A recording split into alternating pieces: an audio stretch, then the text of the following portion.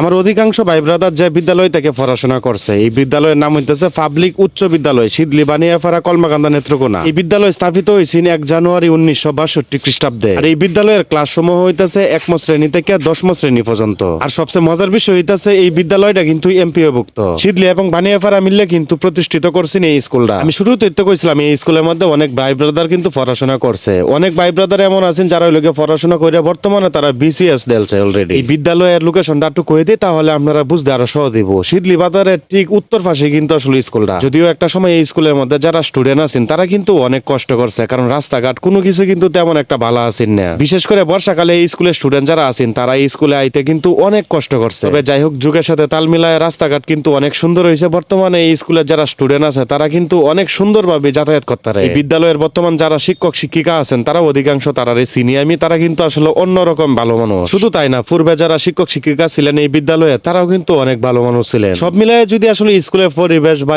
School সম্পর্কে যদি আমি আলোচনা করি, সত্যি যেটা এটাই আমি আলোচনা করতে বাধ্য। এই বিদ্যালয়টা যেহেতু শিদলি বাজারের উত্তর পাশে পড়ছে, শিদলি বাজারের সাথে লাগাইলা, যেহেতু বর্তমান রাস্তাঘাটের পরিবেশ ভালো, এটা লাগে সব মিলায় যদি কই তাহলে স্কুলটা কিন্তু দুর্দান্ত একটা জায়গার মধ্যে হয়েছে। আপনারা অনেকে আমার প্রশ্ন করছেন যে প্রতিষ্ঠানের ভিডিও কি আমি স্পন্সর করি কিনা। হ্যাঁ, আমি অবশ্যই প্রতিষ্ঠানের ভিডিও স্পন্সর করি, তবে ওই লোকে আমার মন মতো নইলে শুধু এই গরিব রেটে হাতে কিনে আনতা যে যা ইচ্ছা তা আবার স্পন্সর করাইন যেত না, এটা আবার আপনারা করে দিলাম। আপনার মধ্যে যদি কেউ কোনো প্রোডাক্টের অথবা কোনো প্রতিষ্ঠানে স্পন্সর করাইতেন চান তাহলে অবশ্যই হোয়াটসঅ্যাপে যোগাযোগ করতে পারেন। আচ্ছা যাই হোক, আপনারা খেলা গেলা এই বিদ্যালয়ের মধ্যে পূর্বে পড়াশোনা করছেন আর বর্তমান রানিং পড়াশোনা করতেছেন, অবশ্যই কমেন্ট সেকশনে কিন্তু বিষয়টা লিখে জানাই পাইন। যাই হোক, অনেক কথাবার্তা কইছি, কথার মধ্যে যদি কোনো ভুল ত্রুটি হইতে অবশ্যই কমেন্ট সেকশনে লিখে জানান। যে আল্লাহ তাআলা আপনারা ভালো রাখ, সুস্থ রাখ ও ফাঁসক্ত নামাজ আদায় করুন। যে নামাজ আদায় না করলে কিন্তু ফেরেশতারা ডান্ডা মারে ঠান্ডা করে বলবো। এটা তো আমার সব আপনার যত বড় প্রেসিডেন্টের ফুল হয় না করে।